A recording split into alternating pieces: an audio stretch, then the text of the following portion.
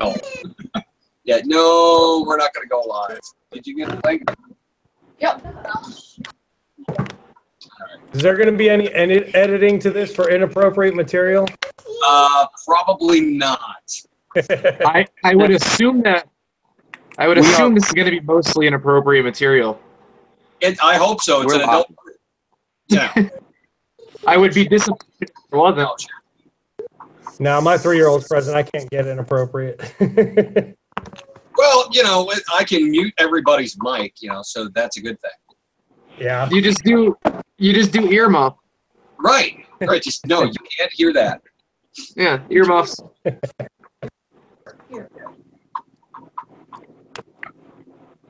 Okay, so we're actually live on Facebook, and as soon as I get the link from my wife, which is right there. Wow, are we? Let me pull this up. Let me pull up this Facebook dealio. Let's see. I can't do both because I'm on my phone. Yeah. I don't know how well that's going to work. It's this monster long. Oh, thank God. It actually shortened the thing.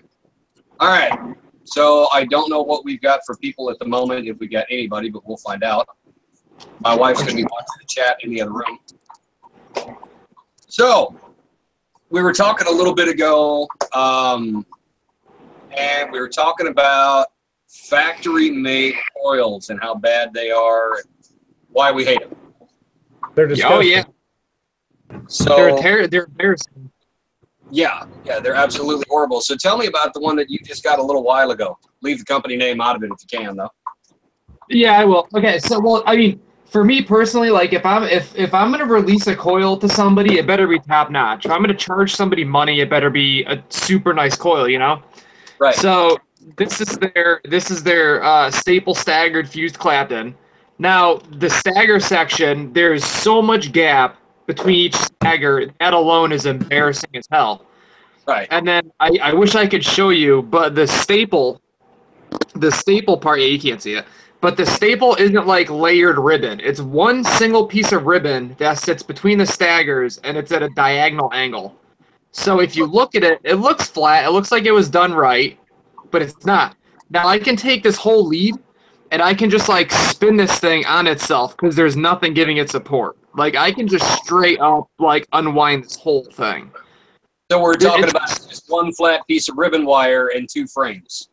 Yes. Good God. It's horrible. And then the resistance is going to be way off. There's no way that's even close to right. No, I got 2 packs of them. You know, I'm assuming he just got these as a bunch for his wholesale. And I tried firing one up, and these things fired so god awfully that I couldn't even run them. Yeah. Like it was crazy. They're just terrible.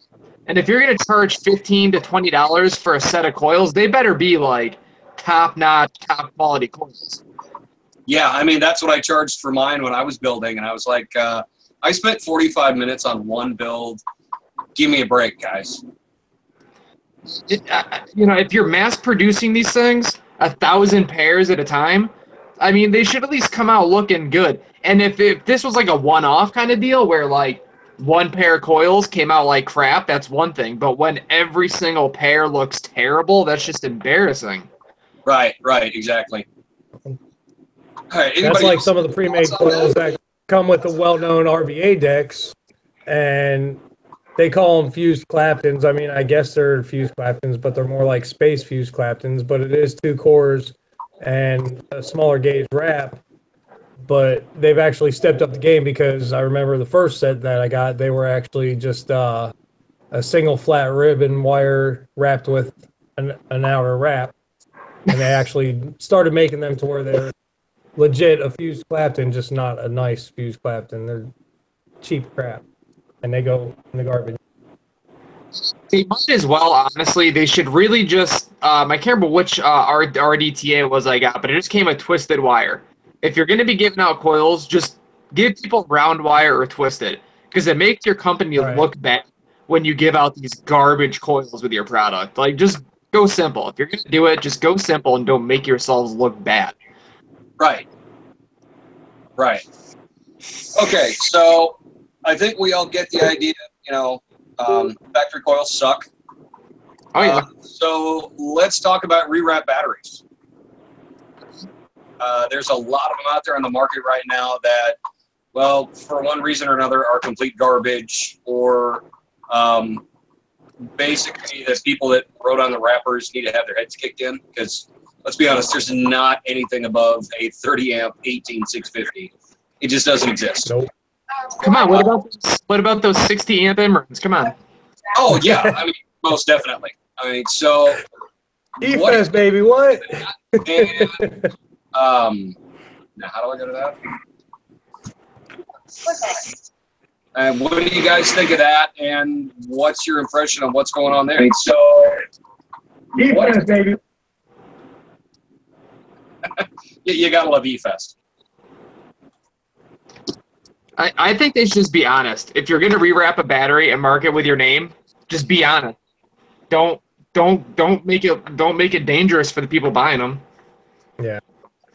I mean don't be. I if it understand. wasn't for Mooch, none of us would know half of these batteries out there that are just rewrapped with somebody else's label that are cheap crap that shouldn't even technically be in a laptop battery.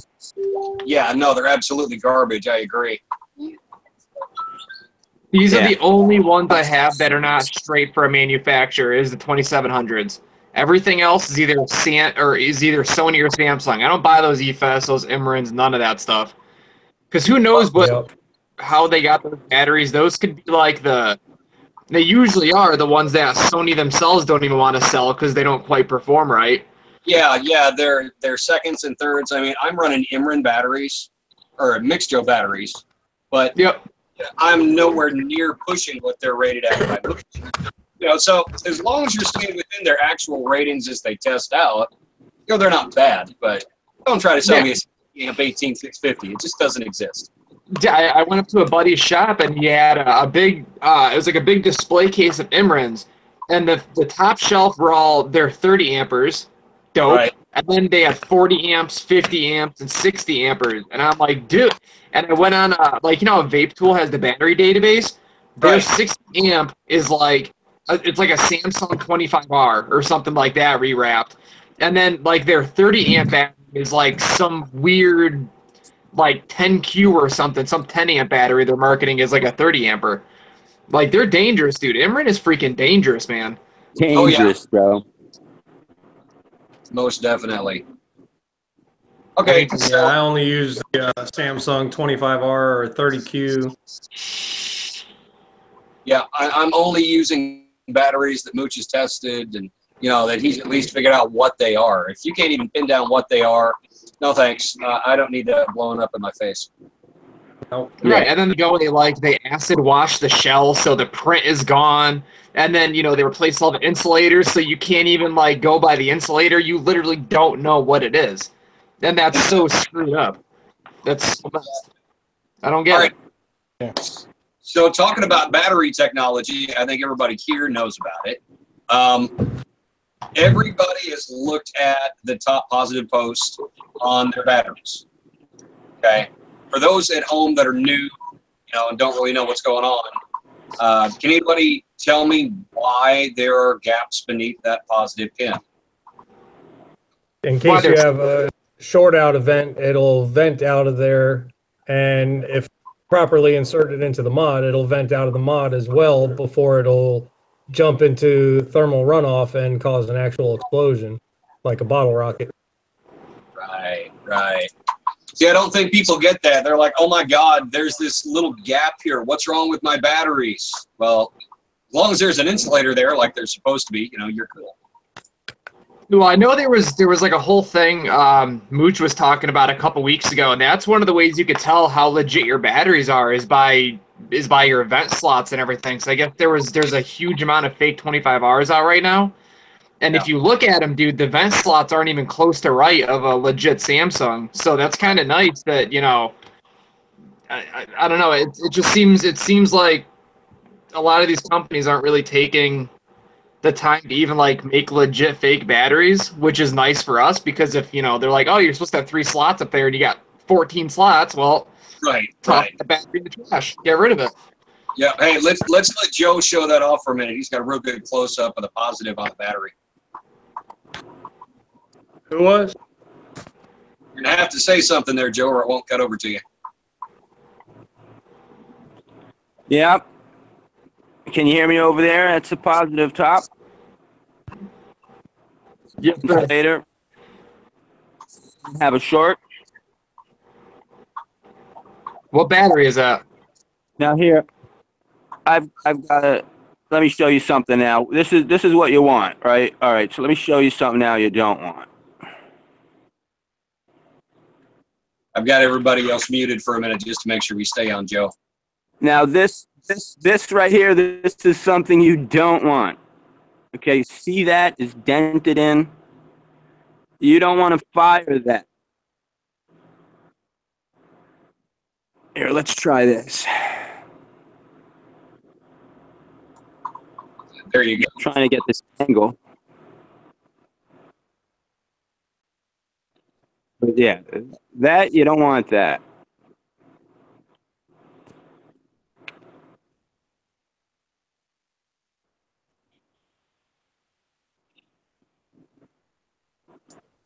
There you go, Joe. That's a really good point. I mean, that's and that happens in a lot of cases. I think I've got everybody unmuted now. Yeah, if you've got dented in batteries on either end, whether it's your positive or negative, there's a problem. Yeah, that's not a good thing.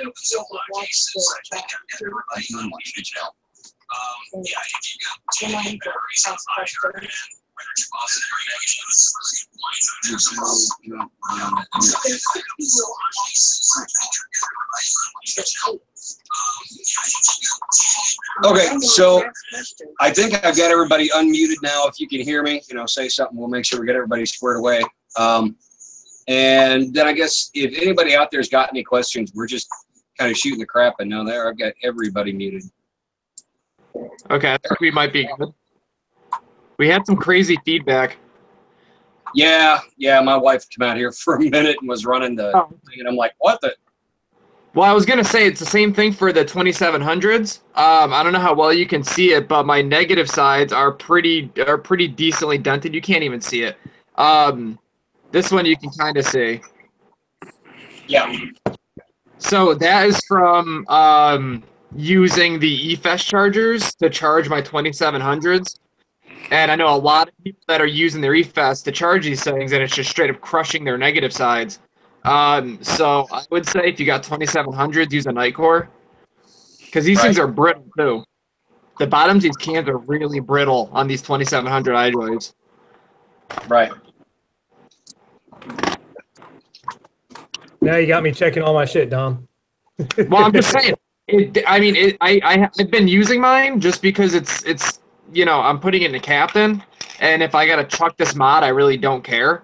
But for other people, it's kind of like I don't put any of those batteries in the Triple X. Those batteries all get charged on the night core. I don't mess around with none of that stuff. But those eFest, the tabs on the little negative spring contact, those things are brutal, dude. They're like little ball bearings that stab into them. Yeah. Yes, good. He's got that night core. Yep. Got that night core. The night core. Gotta have. Okay, so we did have one question pop up in the chat, guys. They wanted to know what your favorite go-to builds are. So let's just go down the line here. Let's go ahead and start with Dom. All right. Well, I'm going to get made fun of here because I don't build fancy for myself. So my go-to is 21 gauge Firewire on a 4mm post, a 5-wrap. I build fancy for other people. I don't build for myself. I know that sounds so stupid, but I don't know. I run a mech all day, and I like the ramp up. I like the flavor. I can't get enough of my straight wire fire. I cannot get enough. I do the same thing, man. I'm a fused Clapton junkie. It's fast. I can knock them out in 2 minutes and be ready to walk out the door. Yeah, it's fun, but for personal, right? Exactly. All right. What about you, Joe? Me, hey, nothing beats a fused Clapton. Lately, I've been doing flat wire fused Claptons. I've got this 12-ply square wire fused Clapton on here right now. I don't know if you could, how well you can see it. Oh, that's nice, man. Yeah. That is super slick. Flavors there. The cloud production's there because it's fused with 40 gauge, so big Right. flat surface area with nice thin wires. When they heat up, it's misty, and that's that vape central. There you go. I want to touch on that point here in a minute. We get off of this question. All right, Justin, I know you like some of the crazier stuff. What's your go-to build? My personal go-to build for me personally is just, honestly, I'm an alien junkie, and I personally feel that anything more than an alien or like a framed alien or staple staggered fused Clapton is just art.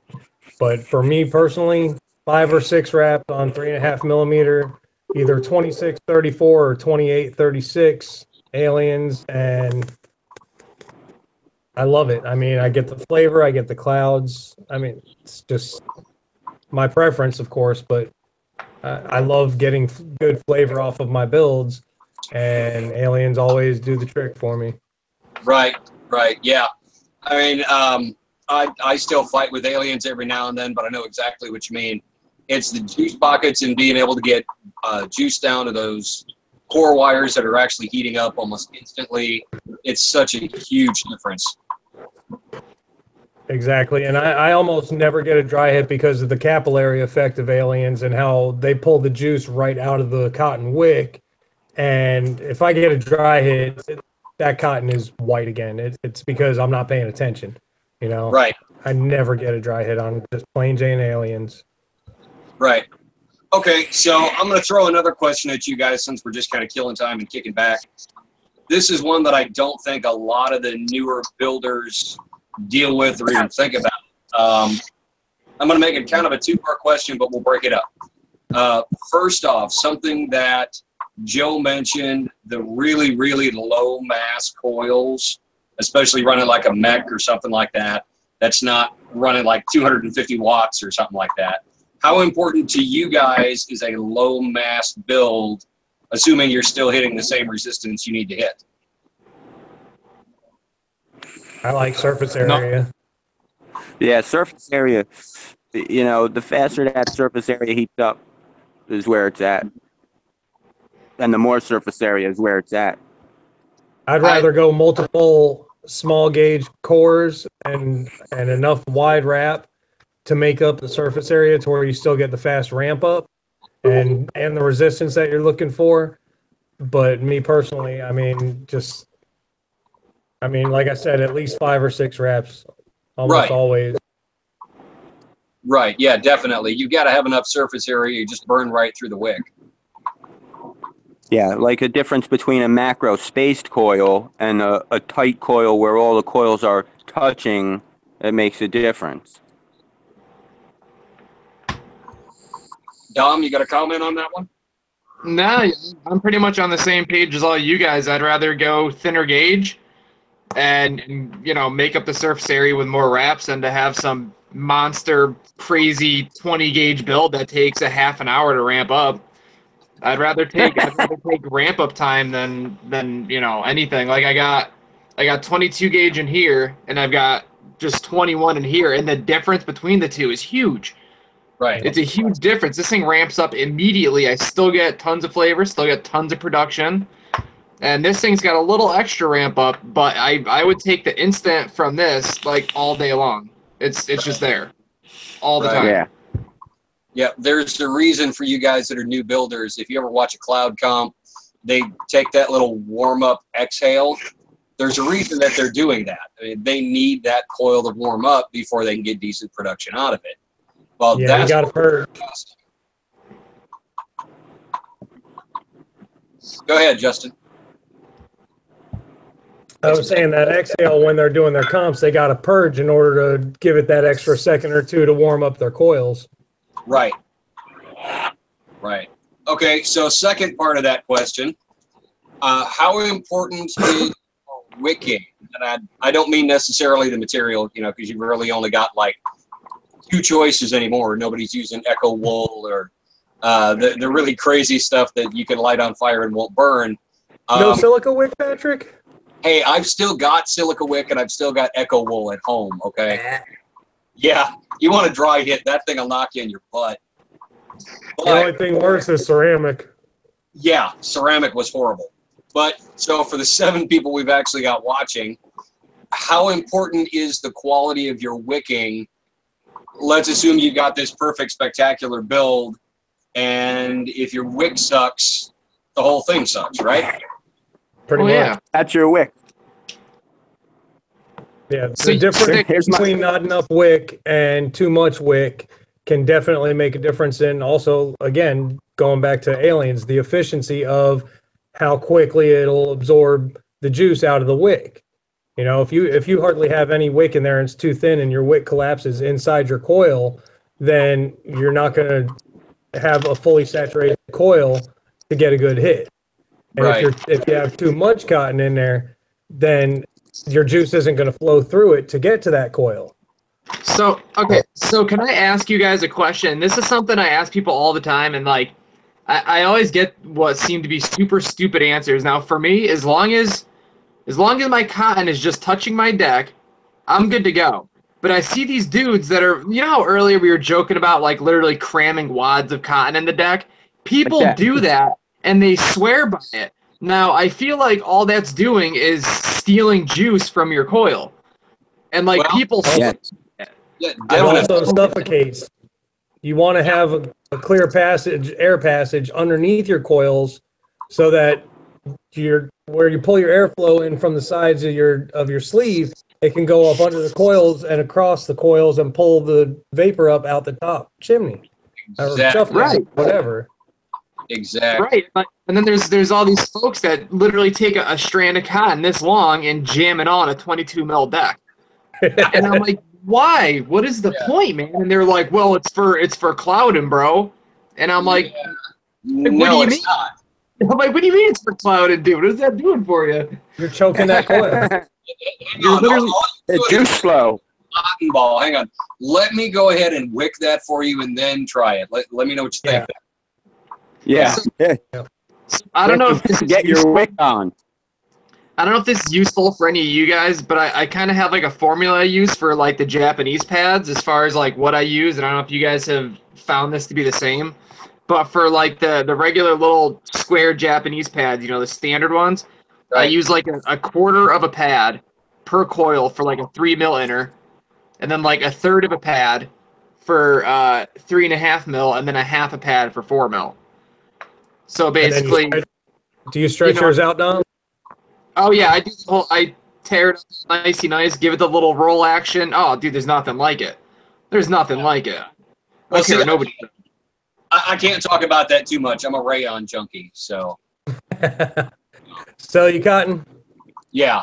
I mean, I've hit this stuff at 300 watts, lit it on fire with a dry hit, blew it out, dripped it, and you couldn't tell anything happened. It's wild. Not bad. That's the stuff they stuff teddy bears with. That's right. Well, someone's here. I don't know if you guys ever heard of it. This Drago cotton, and it literally looks Yeah, Drago. like it looks like a bag of like what they took off the back of a sheep. Like it comes in this big ball. It looks like a big pad of like ceiling insulation, but it works so good. Right. Like it works better That's than it. anything else. Just extra fluffy and This is absorbent. Drago. Oh, it's incredible. Look, that's Drago.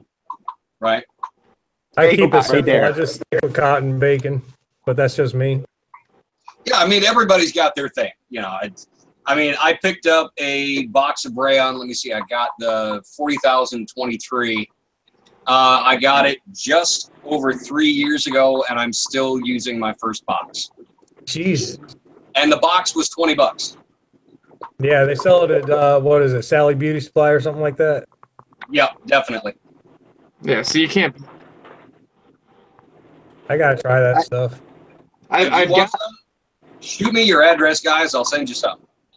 like I've got the I've bacon. been meaning to pick up a box. It's just the only Sally by us is a little ways out of the way. So Oh, okay. Here's an off-the-wall one. Guys, let me throw this at you. We'll just go down the line. Can you use raw cotton directly off the cotton plant?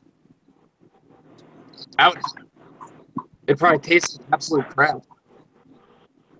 No, you know what? You can't. I know you can't. A dude came up from Alabama, I don't know, a few months back, and he gave everybody at this shop a big bag of like straight cotton off the plant.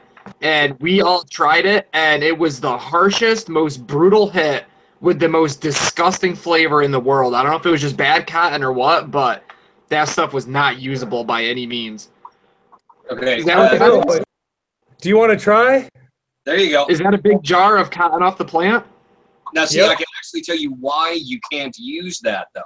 So for the person that asked this, let me jump over and find out who asked. One Satan loses. Oh, there he is. Okay, we talked to him earlier in group. The reason that you cannot use that is that has not been processed yet. Okay, you've still got a lot of plant fibers and dirt and all sorts of garbage in it. It can, however, be processed out. It's just going to take a heck of a lot of work, you know, for you to cart all that stuff out of there, get it washed, get it dried, get it spun, whatever. It can be done, but you're going to spend like 10 hours of work on it. So it's really not worth it. Let me throw you guys another off-the-wall question while we got everybody in here. What's your go-to resistance on a mechanical device? Are we staying within Coil Wars limits here, or are we allowed to be? Don't advertise anything too far unsafe. No, I mean, okay, so obviously you guys are all experienced builders, you know what you're doing, but yeah, try to keep it close at least. okay. Personally, like a .1, I think is perfect for safety and for your hit. But Yeah. on my VTC4s, I'll go to like a .09 or .08. If my build ends up ohming out to that, then I'm comfortable here and there. But can I just put this out there that just because you have a 2700 battery, it doesn't mean you can rock a .04 all day. Like, No. I've been seeing No. that so much, and it's pissing me off, dude. People are like, hey, I got this Admiral. Reckless. What can I run it for a 2700? And people are like, oh, I've been doing a .05 all day long. And I'm like, dude, treat it like it's a VTC4. Honestly, there's no difference, dude. They're higher mAh. The amp rating is the same. There's higher mAh. I don't know why people are doing this. It's scary. It's bro science, dude. That's all it is. It's bro science. And that should not come into play when it comes to people's teeth and faces. Exactly. Yeah, I'm kind of fond of my Yeah. beard. I want to keep it where it is, you know? Yeah. Lose the beard, bro. We cannot have that. Ellen, Beard envy. hey, No, I personally stay right around a .12, .11 with my aliens. Sometimes I'll even go as high as a .15, like I was saying, .14 when I go 6-wrap. But typically that's on a regulated device. But for my mechs, usually around .11, .12, and I'm just comfortable. I don't get too much heat. If I do, you know, I'd bounce back and forth between my regulated.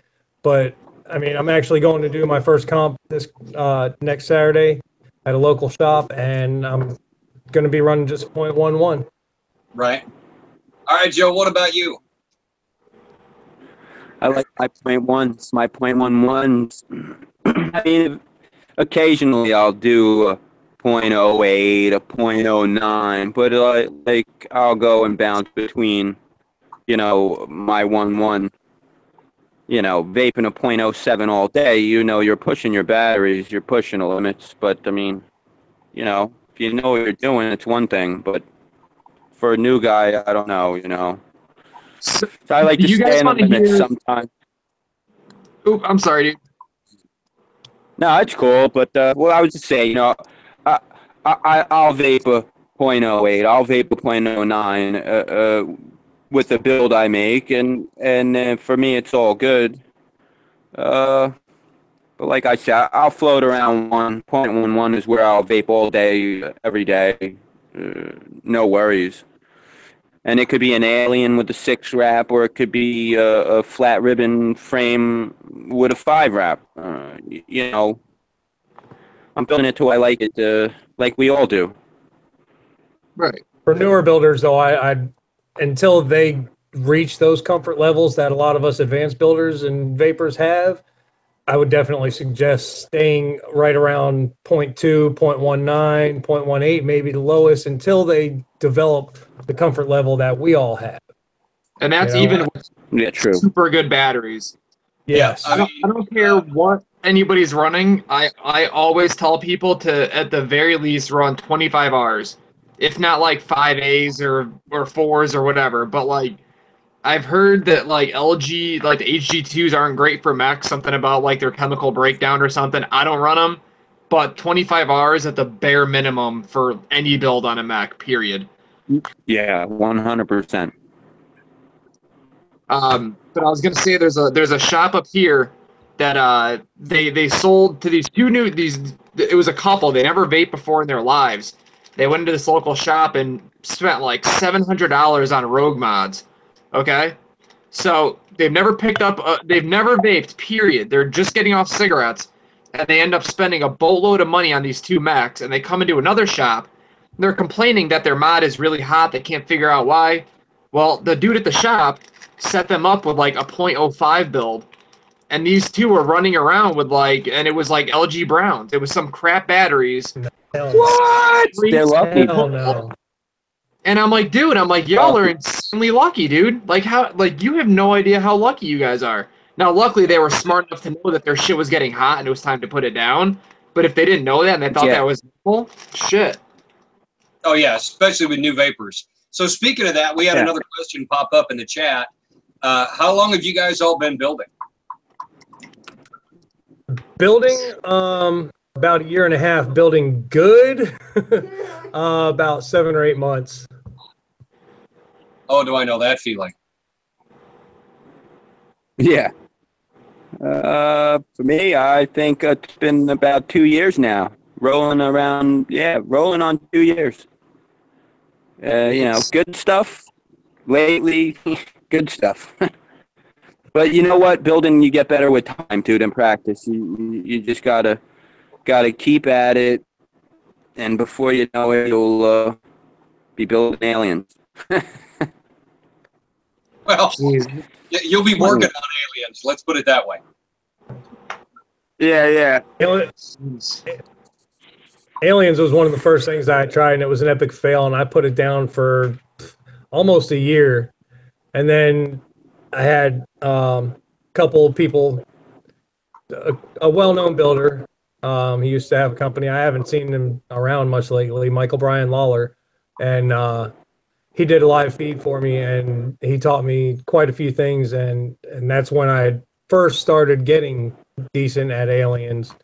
And from there, I just started paying attention. And once I started my Instagram and everything and started seeing all these extravagant builds, that's when I started exploring more and pushing my limits.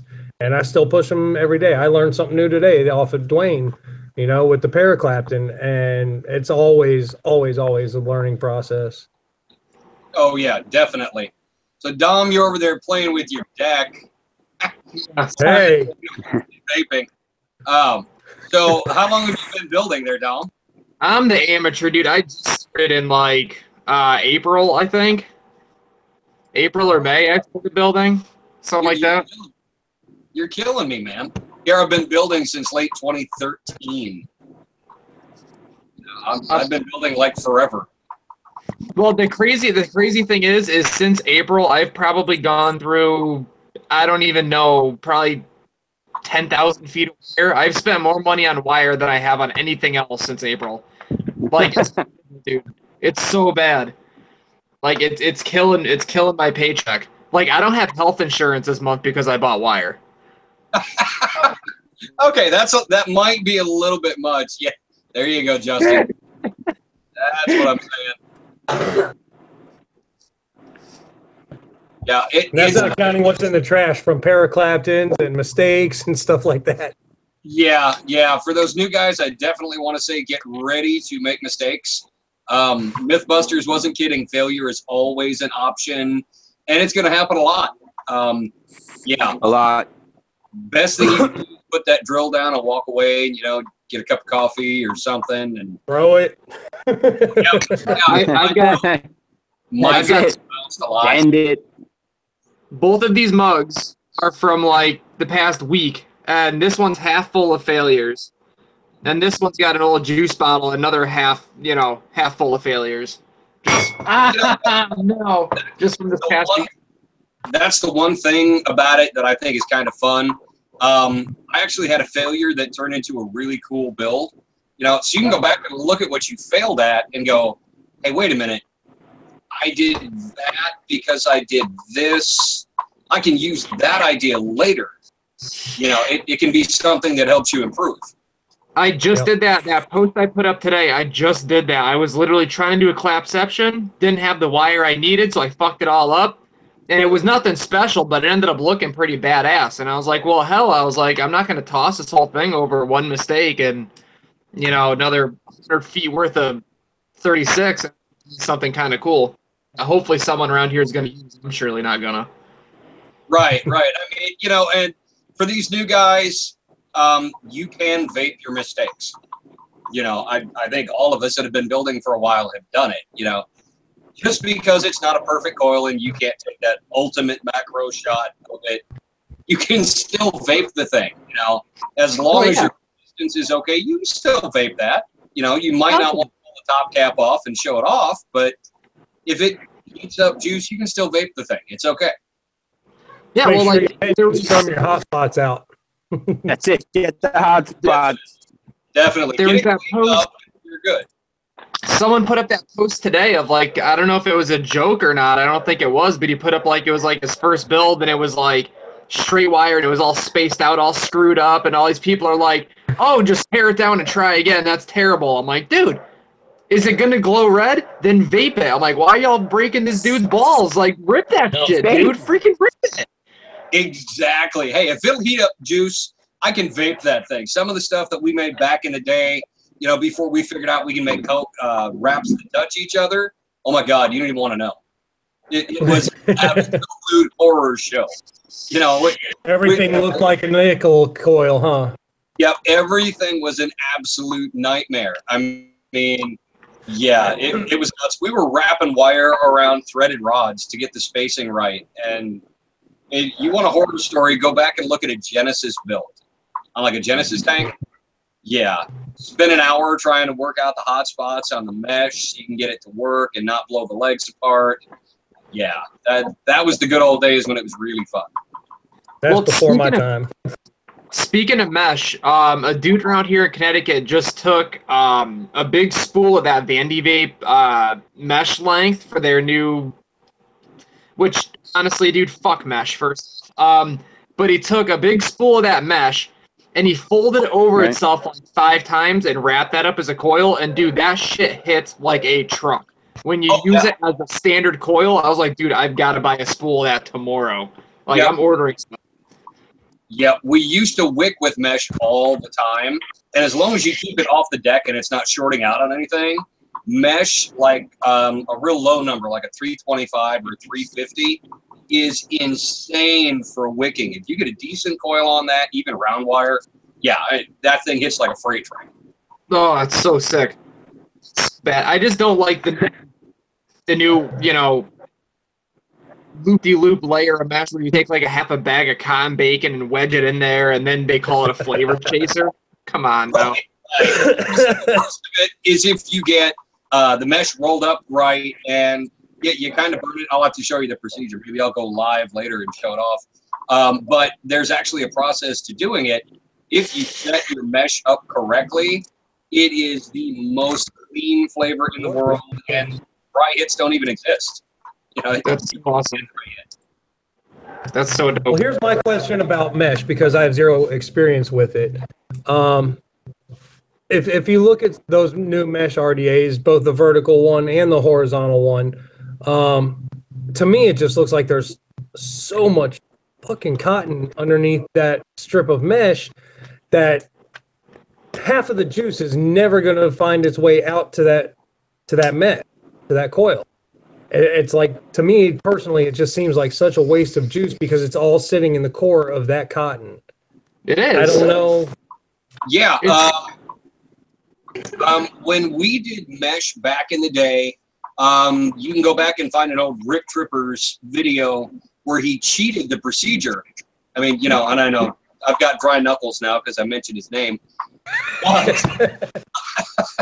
But if you go back and you really, really got to dig back, P. Busardo did a really, really good video that's like 3 hours long of him building a Genesis. The old method of that was to roll that mesh up really, really tight, drip a little bit of juice on it, and like burn the juice on. And that was your entire wick. You didn't do anything else with it. Now, what Rip Trippers did was he rolled a little bit of cotton around the bottom end that went inside the tank so it couldn't ground out on the bottom. Well, both of those really work well if you can get them figured out. Now, these new ones that you're wedging a crap ton of cotton underneath, like a cloud pillow from like early 2014, that to me doesn't even make any sense.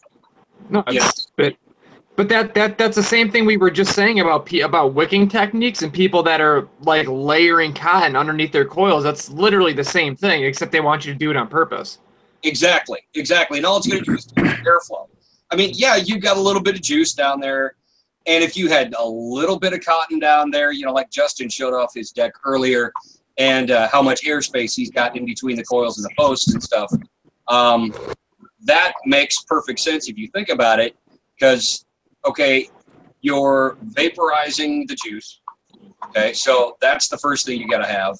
And if you don't have airflow, it's kind of like trying to take a big lung hit through a coffee stir stick. It's just not happening, so... Right. It doesn't make any sense. It's counterproductive. Yeah, you're making vaporized juice all over the place, but you're not getting any airflow. So what are you going to do? You're going to inhale like liquid juice? I mean... Liquid juice. I can't stand it when my RDA spits at me anyway. Why do I want to inhale 400-degree juice straight into the back of my throat? It's just not cool. The only one I've seen that was like that dude that did like... He did like a 6 or 7 core staggered fused Clapton and put it in that mesh deck a couple weeks ago. That I would run that with that much cotton just because that was so badass. Right. I thought that was the dopest thing. Yeah, you need something that's going to support that amount of heat. But and actually, Dom, the guy that you were talking about that had that messed up build that everybody was like, rip it out, he's actually in the chat right now. So, yeah, everybody can die. Well, that's awesome. I straight up, it's as long as that shit gets warm. If anyone breaks your balls and tells you, oh, that thing doesn't look clean, don't vape it, tell them to go eat a dick. If that thing is getting hot and that thing is vapable, then vape the shit out of it. Don't let other people's opinions bring you down, dude. That's like, I see it a lot where someone puts up a post and they're like, yo, what do you guys think? It's my first one, and people tear them apart. And it's like, dude, like, they're building. Let them build. If the spacing's all whacked out, why does it matter? Why does it matter if it looks bad? If it's gonna vape, then rock the hell out of it, dude. Be proud of that build. Rock it, man.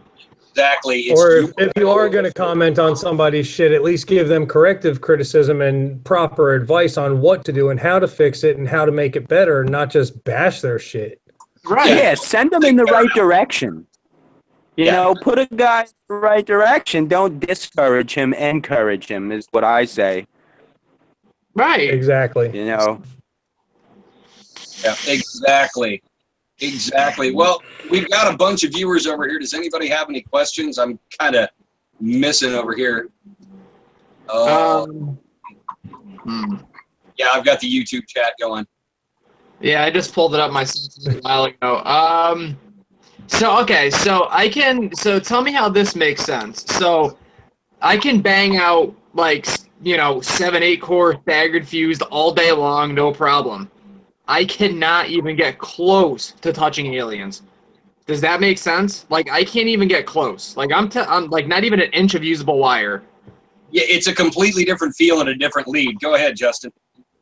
I'm just the opposite. I can knock out sticks and sticks and sticks of aliens, but ask Patrick, how long have I been struggling with staggered fused Claptons and staple staggered fused Claptons for months? I mean, I've gotten lucky probably 4 times.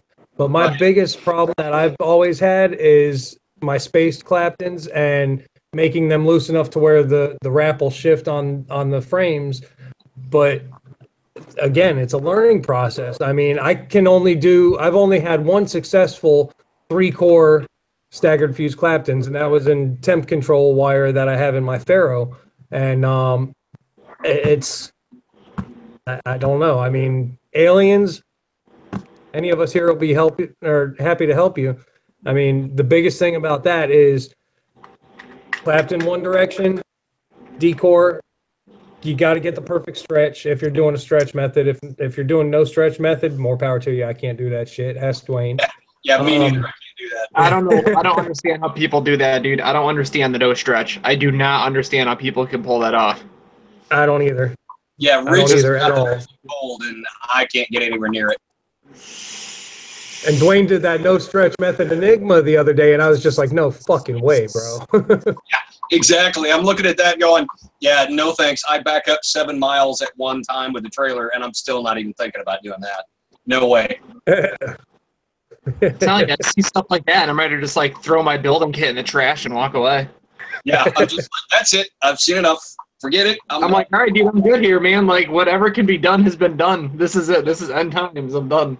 Like, I'm over it.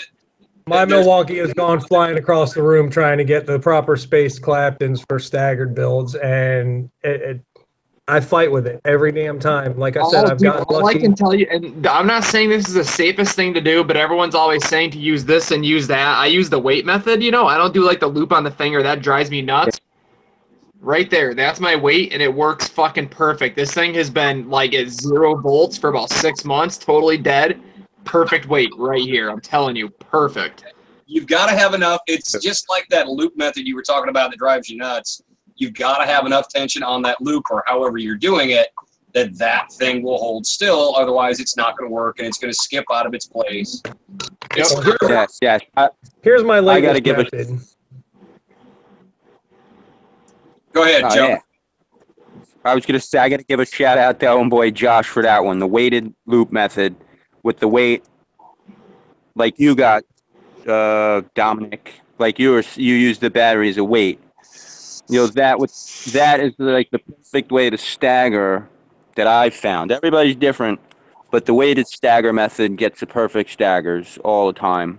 I mean, mine does 2 at the same time, but you know, with the weighted loop method, you're good to go all day. The spool tamer works really good too. The spool tamer trick, that works super good. I just can't. I don't know. There's something about it that bothers me, and I don't know what it is. But when I've done it, it's worked perfectly. I just can't.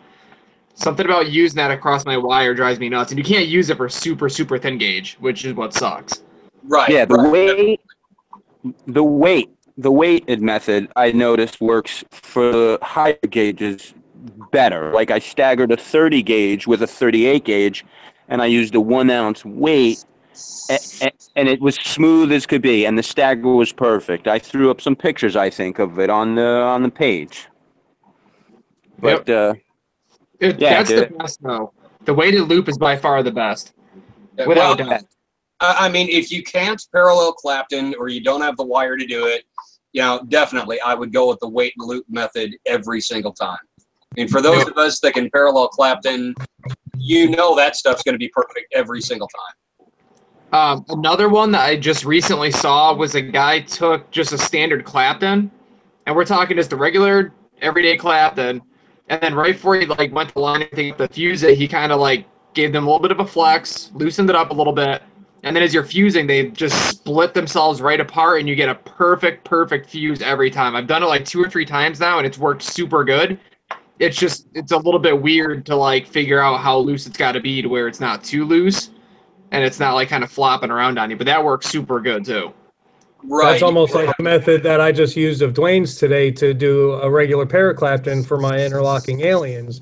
You take that first Clapton, you only Clapton half your length of wire, okay, and then you Clapton in between that one, and it just all shifts down. And then by the time you're done, you have your full length, and then just decore it and stretch it.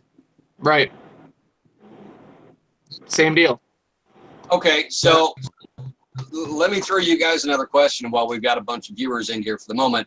If you had one piece of advice for somebody that walked up to you today and said, hey, I want to start building what do I need to do, or what do I need to be ready for? You need to be ready for A lot of stress. failures. Yeah. A lot of do-overs. A lot of patience. A lot of time to try and try again. Yep. I mean, just persistence. I mean, just stick with it. Don't give up. Ask for advice. Don't be a chicken shit. You know, don't have too much pride. Always ask for advice. I mean, that's the only way any of us have probably learned. I mean, I don't know anybody that's done it blind all by themselves from day one. Right. And be prepared for, like we were just talking about, criticism, corrective criticism, as long as people are nice. And don't be afraid to make those mistakes. You know, you might have come up with something different that you actually enjoyed, and rock that for a little while and keep trying and keep trying. Dude, on that note, if you're going to be a builder, you got to have zero pride and zero shame. Exactly. Like, really, though, Yeah. you need to not be afraid to, like, show whatever you screwed up and, like, let people see it. I've got friends that they still can't do fused Claptons because they're afraid to, like, ask how to do it. And it's like, dude, it's like, why? Why can't you just ask for help, man? Like, I got a buddy who cannot, even with, like, you know, just a standard 2-core, he cannot keep his cores flat by any means. And, you know, a little twist, whatever, but his get all bound up. And it's because he's using these crap-ass swivels from Walmart, like these, like, barrel swivels. And I'm like, and he won't ask me, like, which ones to use. And I tell him which ones to use, and it's just not having it. And you've got to have zero pride. Yep. Yeah. You have to be ready to just suck it up and say, hey, this is what I did. I think I screwed up. What did I do wrong? Right. I think we lost Joe for a minute, but yeah. But there's I also have a question. Oh, I have a question for myself, actually. And, Yeah. for yourself, that's different. well, I mean, okay, I'm a seasoned builder, but not by any means the best, obviously. Doing the Paraclapton for Staggerton, or multiply ribbon core Staggertons, and then, you know, take off one of the Claptons and then you frame it and then rewrap it. How the hell does anybody have any advice as far as Paraclaptoning the, like, multi ribbon core and keeping it nice? I mean, I can't Paraclapton ribbon cores for shit. I do, but I'm gonna let Dom go ahead and answer this if he's got anything for it, because I have a ball with ribbon. As far as what though? Like as far as like keeping everything flat? Like, let's say 6 or 8 plies of 0.3 or 0.4, okay, Paraclaptoning or space Claptoning, or whatever method somebody tends to use. I mean, obviously with space Claptoning round wire, we just talked about the different methods. But how do you get a good space Clapton with multiply ribbon for the cores of a regular Staggerton? I do the same thing. I still do I still use a weighted loop. It takes forever because you gotta like not let too much friction build up, or else that wire is gonna snap. But I use the same thing. I just keep using weighted loops, or I'll use my finger.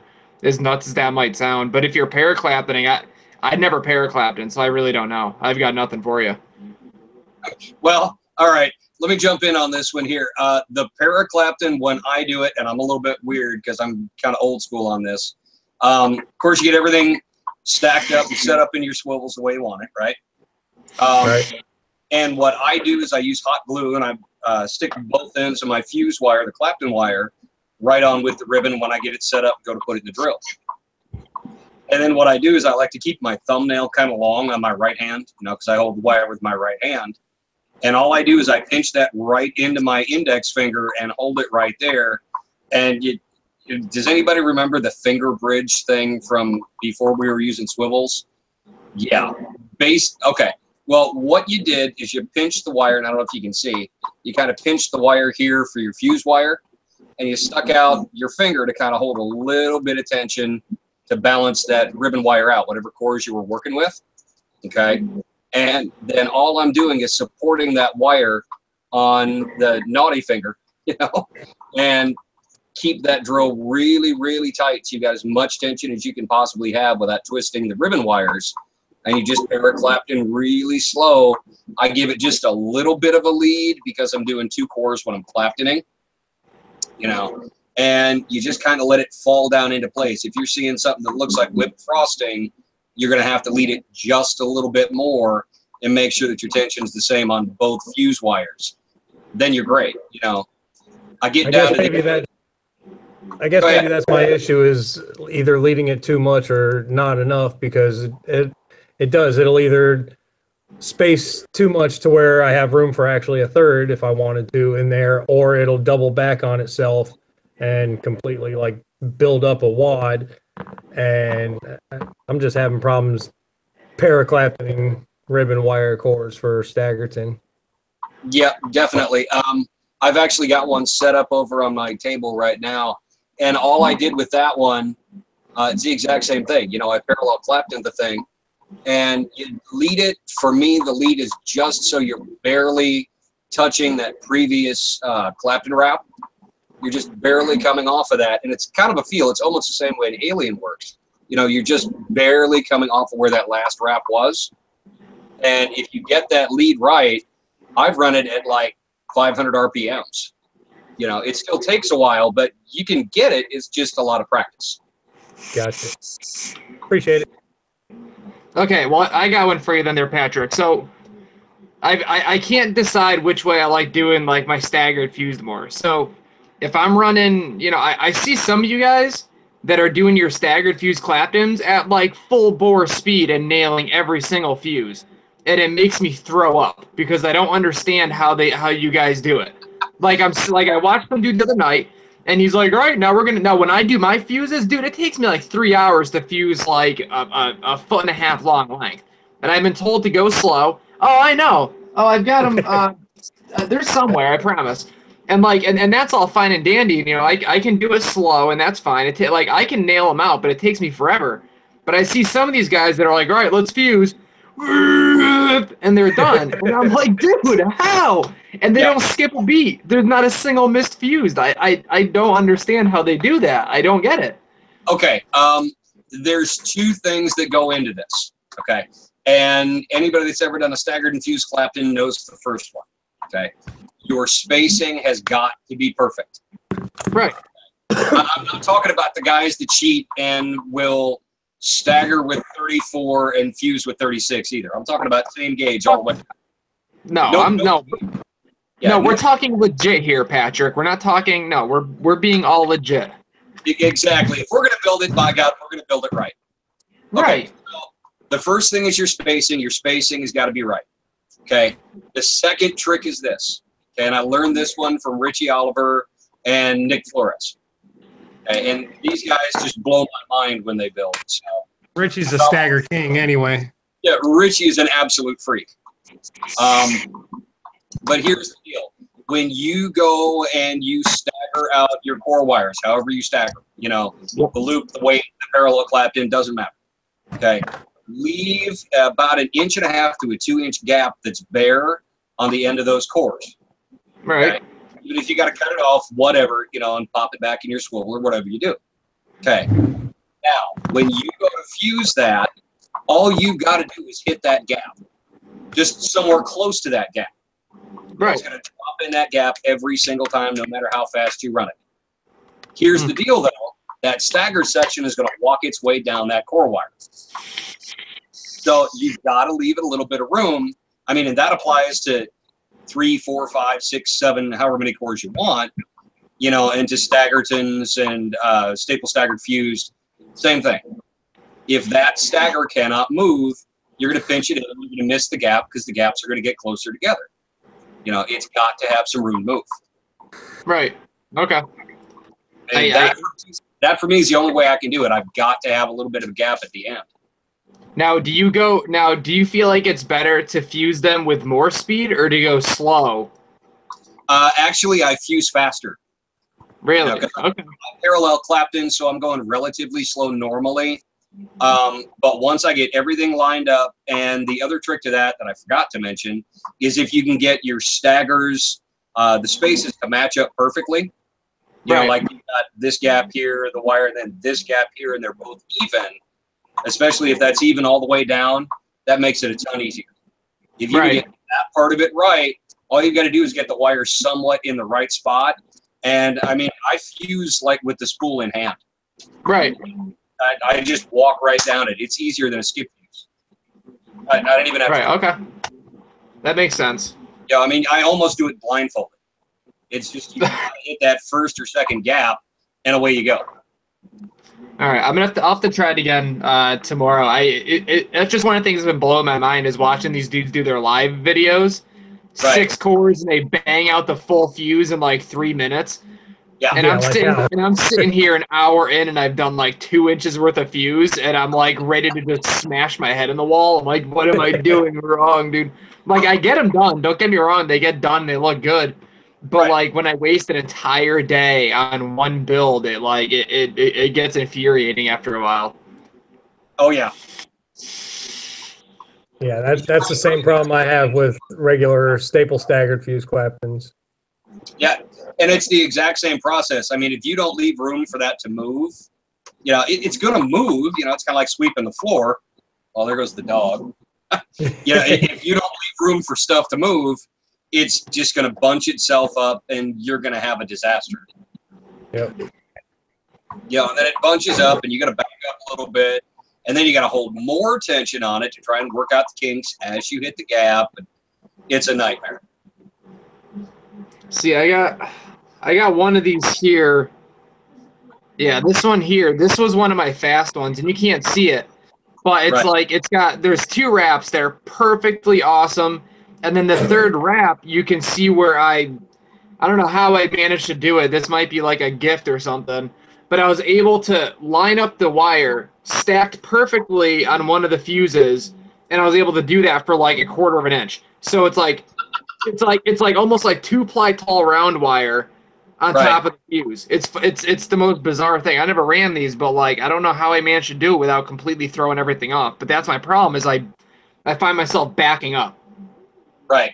If I go too fast, it's almost inevitable that I back up and then I get stuff. Yeah, I mean, it's like doing anything else. Your lead has got to stick, and you've got to walk with that wire the entire way through. I mean, I'm sure you guys are probably doing the same thing. I don't care about what the rest of the wire's doing. I'm focusing on right where that fusing wire is, and the rest of the world kind of disappears. I don't even care. Right.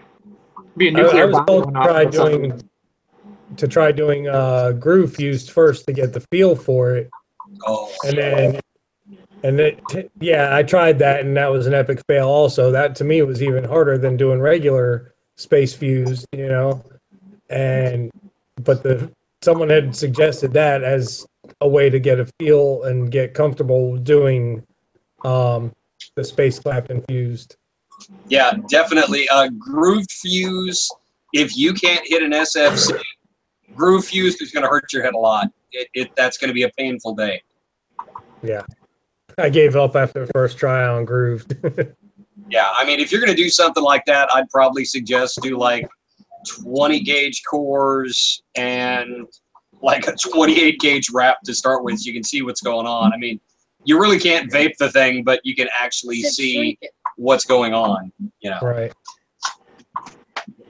I mean, and that for a lot of our newer builders, that's exactly what I'd suggest. You may not be able to vape it, but okay, you get 50 foot of 20 gauge wire, you're spending like, what, $5 from pretty much anywhere.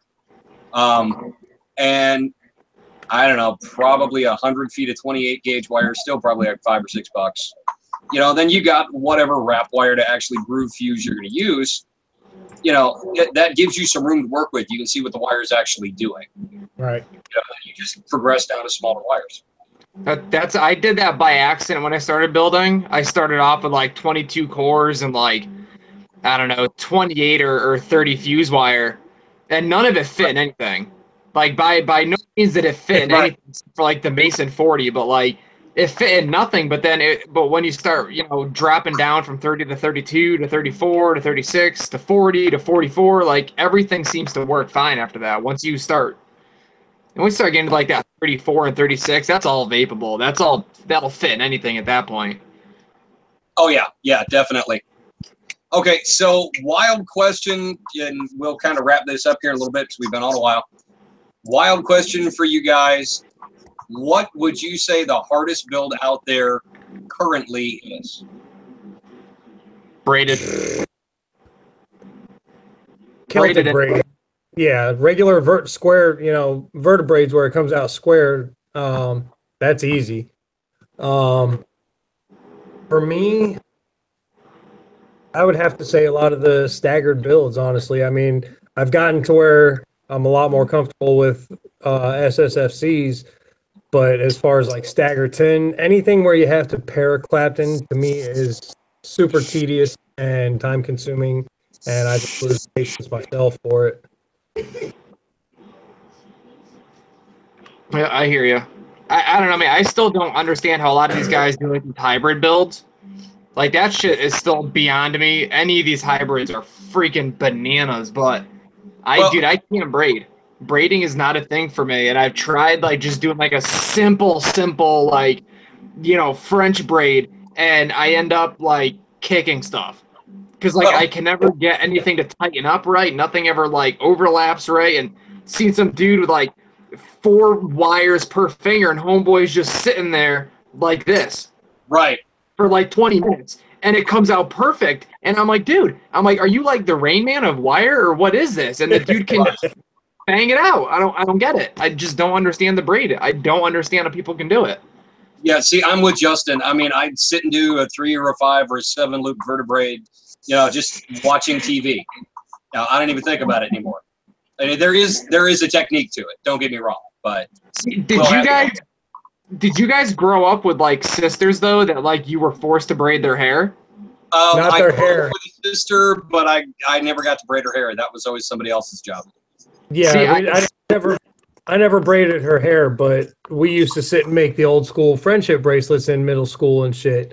And with the embroidery thread, and that's where a lot of that came into play with doing your loops and moving them up on one hand and doing the loops on the other hand, moving them up, and that's where that came in. And when I first actually tried it, I tried it in all 26 gauge mixed wire, just a bunch of scrap shit that I had sitting around.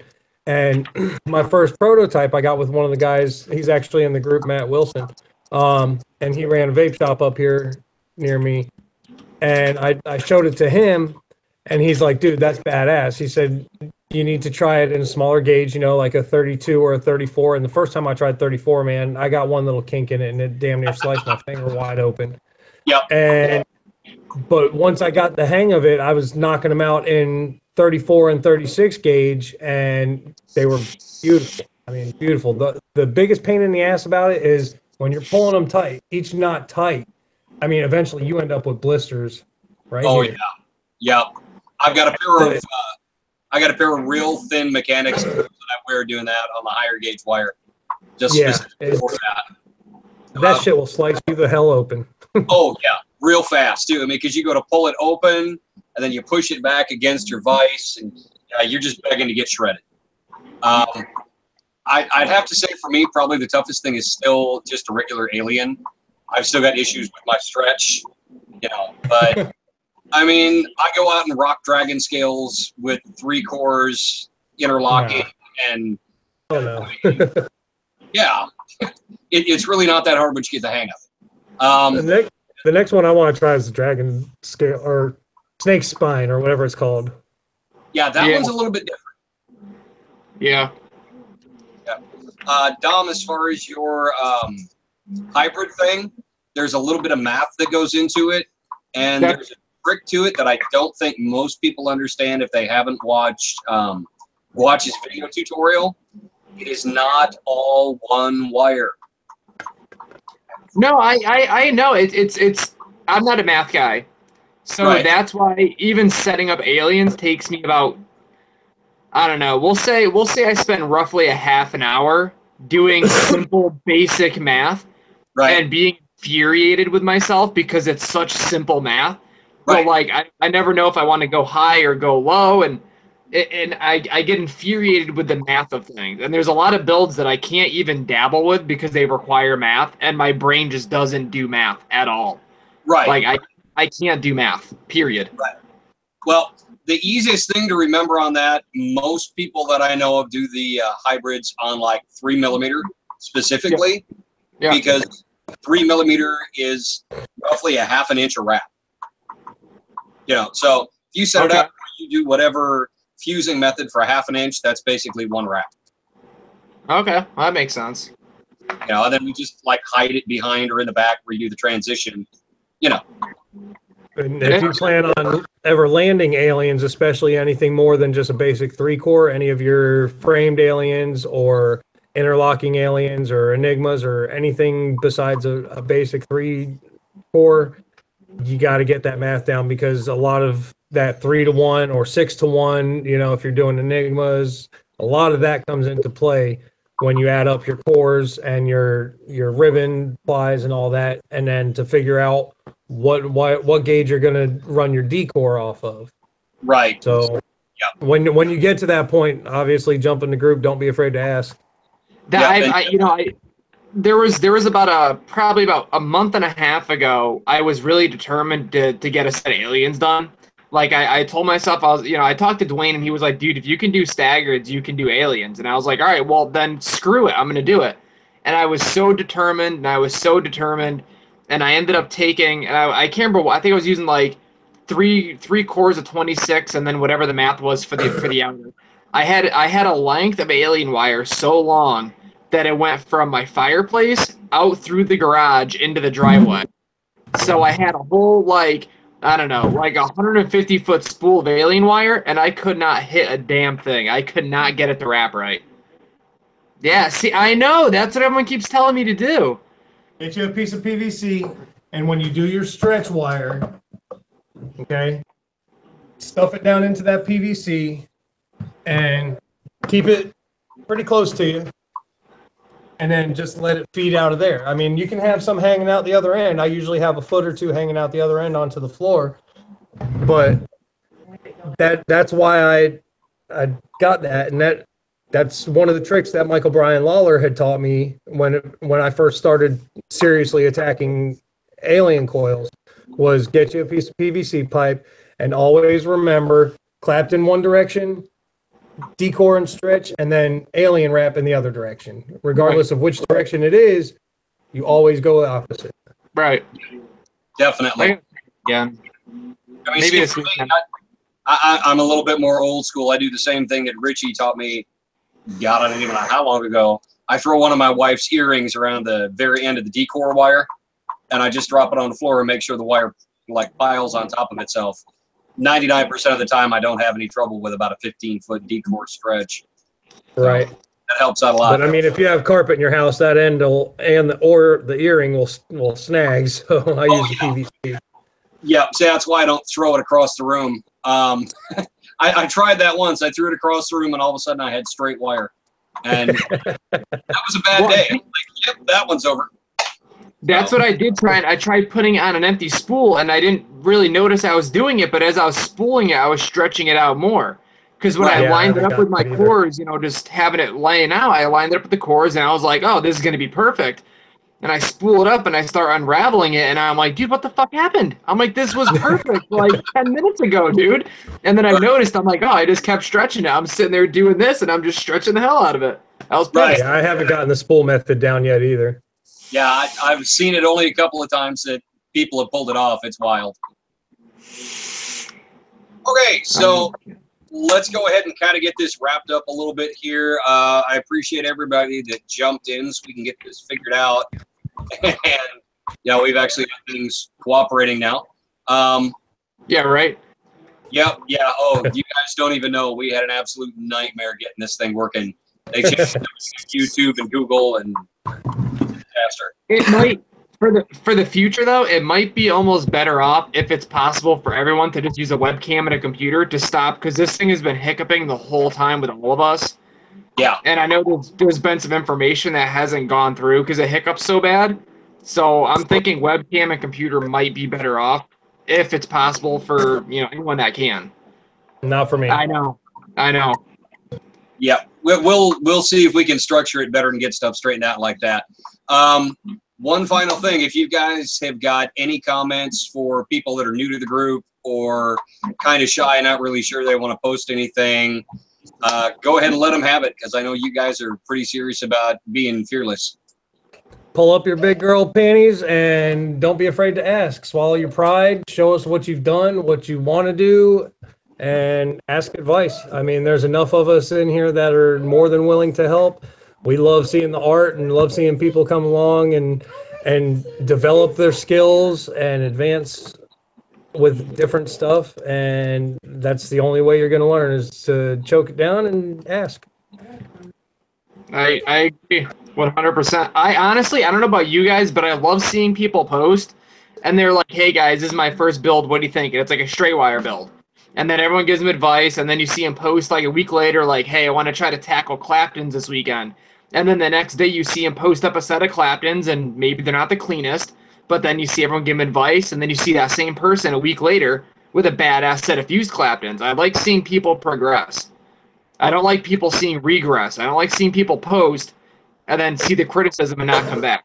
I don't like that. I think if you're gonna post, like, it doesn't even matter. Like, you can post the most perfect coil that's ever been seen around the world, and there's always gonna be people that are gonna have something negative to say. So you've got to like let that shit go. Like, it doesn't matter what you're making. There's always gonna be somebody that's got something to say. So Yep. if it's not useful criticism, just ignore the hell out of it, because the person posting that information, there's no pleasing them. The people that can't give you advice and they just have something bad to say, they're always going to have something bad to say. You can post the most beautiful coil and they'll tell you there's something wrong with it. Those people, ignore them. 100% ignore them. There's not many of them. You guys are really good with keeping those people out, but there's always going to be somebody.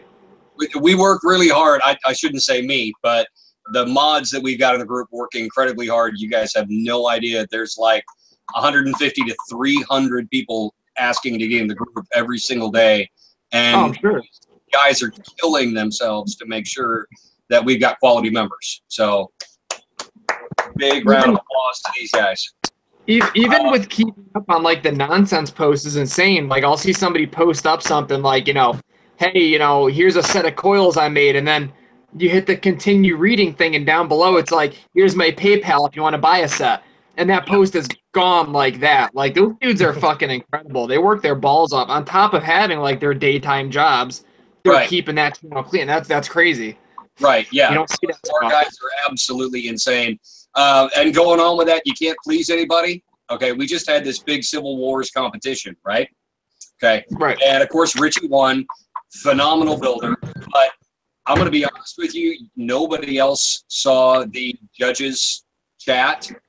We were finding stuff wrong in his build. So if you want to compare what you're doing and whether or not somebody's giving you a hard time on your build, no matter what it is, just remember, we're still looking at the elite builders and going, hey, I can see where you screwed up a wrap there. Right. There's a hot spot in there somewhere. We're still seeing that. So don't worry about it. There's always a fucking hot spot somewhere. Yep. There is no build that is too simple to post in the group. I don't care if it's a straight round wire build, if it's a space build. I don't care what it is. Just keep it above 0.1. Yep. Keep that, and that's to keep everybody safe. I mean, let's be honest. If you really want to do the math, 0.1 is actually pushing a top of the line 18650 battery. Oh, yeah. Actually above the CDR rating. Okay, and you don't have to believe me. Go look at Mooch's blog over on ECF. I mean, the proof is in the mouth. It's not that hard, But if you don't have an ohm reader, you've never used steam engine or anything like that, learn how to do that. There are a lot of people in this group that will show you how to use those things properly. I mean, you can honestly figure out exactly what your build is going to be, plus or minus 0.05 ohms before you even pick up the wire. Right. Those things are absolutely critical. I recommend, I don't know if you guys use it, but everyone that I know that's trying to get into building, I always recommend Vape Tool on the phone. Because, dude, that is like a godsend, man. That app is fucking incredible. Yep. Vape Tool is a really good setup on the phone. If you have access to a computer, I highly recommend that you use Steam Engine. Yeah. On the phone, it's an absolute nightmare. They change stuff around, and it's a disaster. Yeah. Not even that. Vape Tool doesn't allow you to do mixed cores. Like, let's say you're doing a framed alien, it won't let you mix ribbon wire and round wire. Right, exactly. So the way that I've been able to get around that, I found a curve to that. I found round wire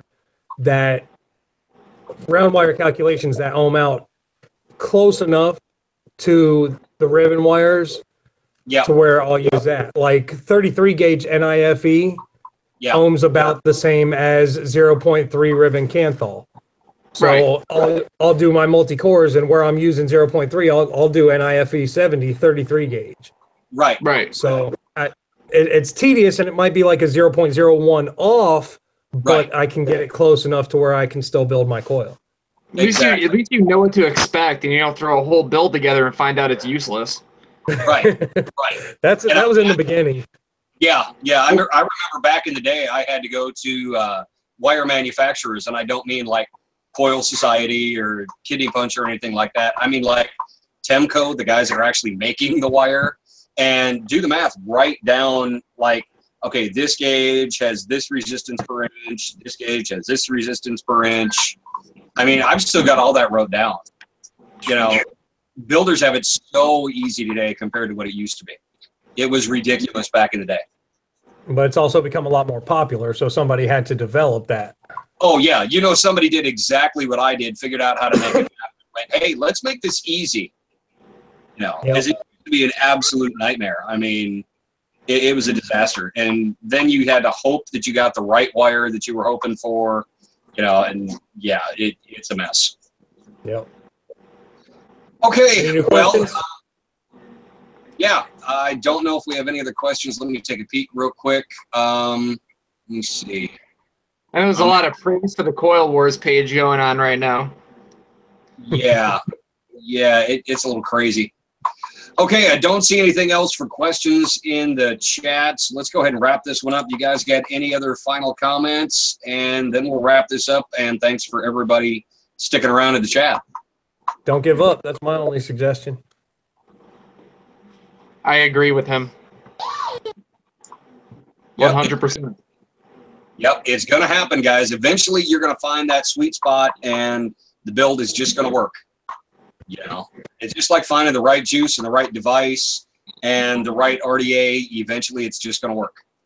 Yep. Honestly, as far as I'm concerned, if you can work wire enough to do a fuse Clapton, you can do any build. If you can figure out how wire works and you can figure out how you got to spin it, and you can get just the techniques of straightening wire down, you can do any possible build. Yep. It all kind of builds. It takes a while to get there, but you can do anything.